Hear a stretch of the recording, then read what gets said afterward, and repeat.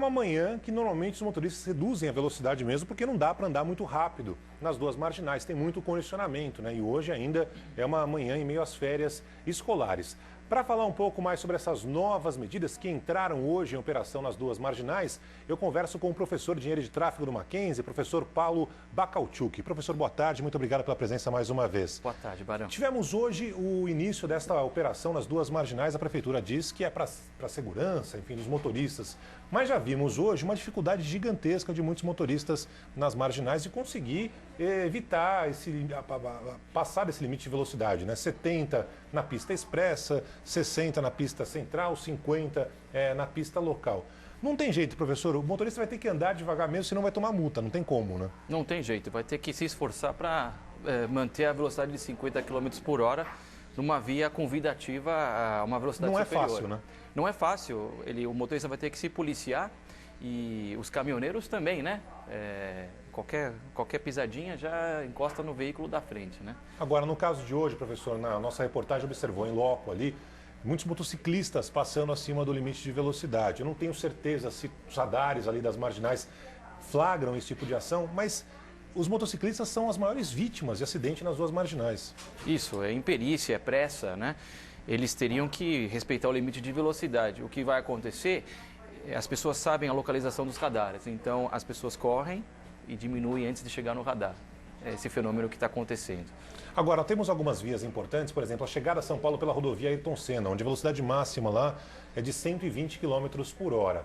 E aí o motorista vai ter que diminuir para 70, quase a metade. Como é que vai funcionar isso na prática, professor?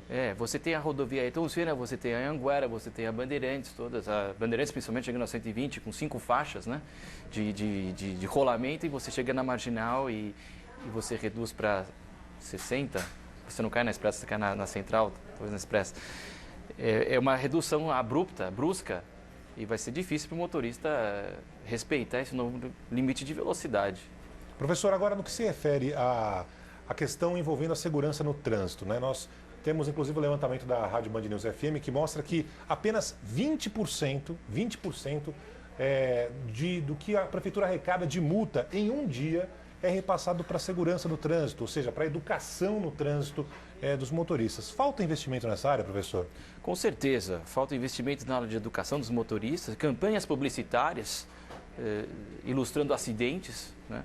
Eu acho que todo o dinheiro arrecadado de multas nas marginais deveria ser reaplicado em infraestrutura nas marginais.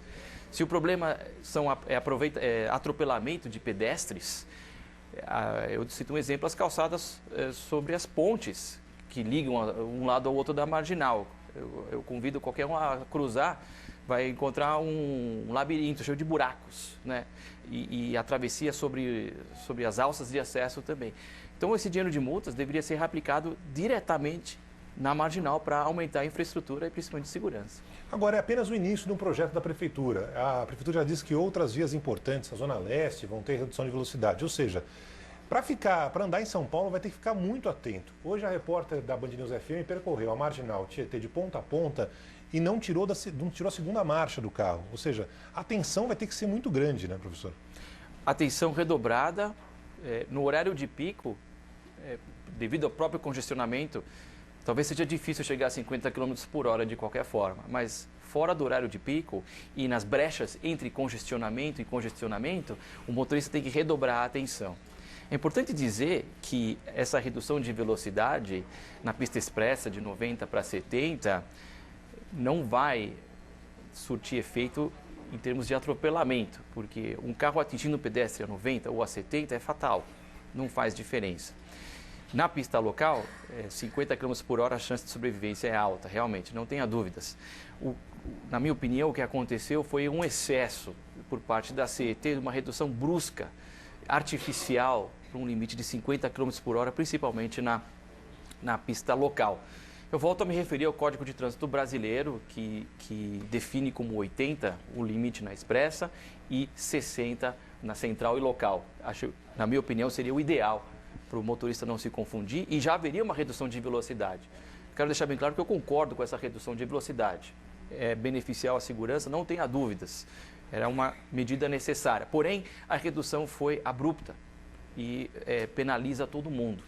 Então, muita gente vai, infelizmente, ser penalizada nessa redução de velocidade. O senhor falou desse horário de pico, né? É natural que as pessoas andem mais devagar, horário de pico. Mas à noite, madrugada, fim de semana, aí que a gente vai ver uma situação um pouco diferente. Realmente. Nesses horários, fora do horário comercial, à noite, né? Quando o volume veicular diminui consideravelmente e os espaços, as brechas entre os veículos aumentam consideravelmente, vai ser complicado manter esse limite de velocidade. Outra informação importante é que a CET já alterou os radares e as placas, né? E as pessoas estão sendo multadas imediatamente.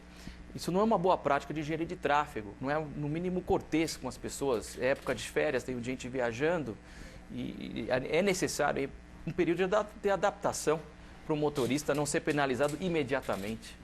Professor, você imagina que muitos motoristas vão pegar vias alternativas às marginais, afinal de contas, algumas vias de São Paulo bem menores, mais estreitas, tem uma velocidade até maior do que 50 km, por exemplo, da local, ou seja, os motoristas vão pegar caminhos onde a velocidade, em alguns horários, em alguns dias, tem um trânsito até fluindo mais rápido, digamos assim?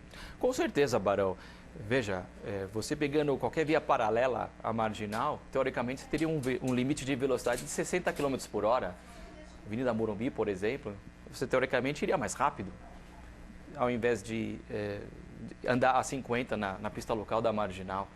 Realmente, você tem que se esperar um pouco para ver o efeito dessa redução, se não vai mudar um pouquinho o caminho que as pessoas irão tomar nos seus roteiros diários, né? Tem outro fator aqui que é o rodoanel.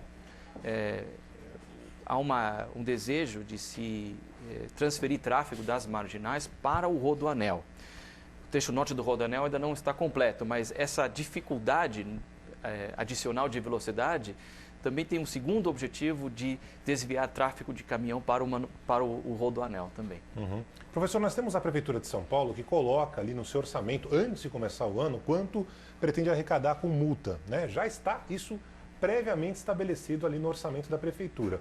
E temos esse flagrante da nossa reportagem mostrando que não há investimento em educação no trânsito da mesma Prefeitura. Ou seja, a impressão que dá, professor, é que eles fazem de tudo para bater essa meta, né, estabelecida ali no cronograma, né? Pois é, o que deveria acontecer é um plano de obras de melhoria da segurança das marginais. Então, instalação de guardrails, instalação de, a gente chama em inglês cushion barriers, que são airbags nos pilares das pontes, que é uma medida que realmente salva vidas, ou de cabos protendidos para que ao longo da via que o veículo não invada a pista. Tem uma série de medidas, né, que poderiam fazer parte de um plano e as multas poderiam financiar esse plano, né?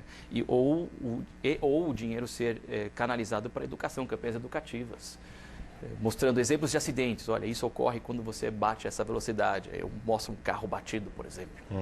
E com relação às motos, professor, nós vimos hoje os motociclistas andando com uma velocidade superior mesmo a esta limitação nas marginais.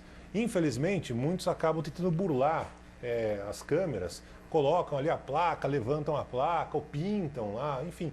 Tem uma situação envolvendo especificamente os motociclistas, e eu falo dos motociclistas nada contra os motociclistas, né? Porque é uma profissão como qualquer outra. A diferença é que tem um número absurdo de motociclistas que morrem todos os dias no trânsito de São Paulo, inclusive nas duas marginais. Não há nenhuma política nesse sentido, né, professor? São Paulo é uma cidade única no mundo com esse fenômeno motoboy, motociclista. Não existe outra cidade no mundo que tem o número de motoboys, motociclistas que São Paulo tem. Um subproduto da dificuldade de locomoção dentro da cidade. A única solução para esse desrespeito às leis é fiscalização.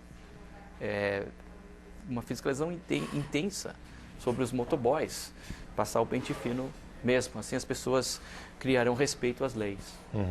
Professor, a gente vai continuar, claro, acompanhando para ver como vai ficar a partir de agora o trânsito em São Paulo com essa limitação nas duas marginais. Mas queria agradecer a presença do senhor aqui. Muito obrigado pela presença. Obrigado, Barão. Até a próxima. Até a próxima.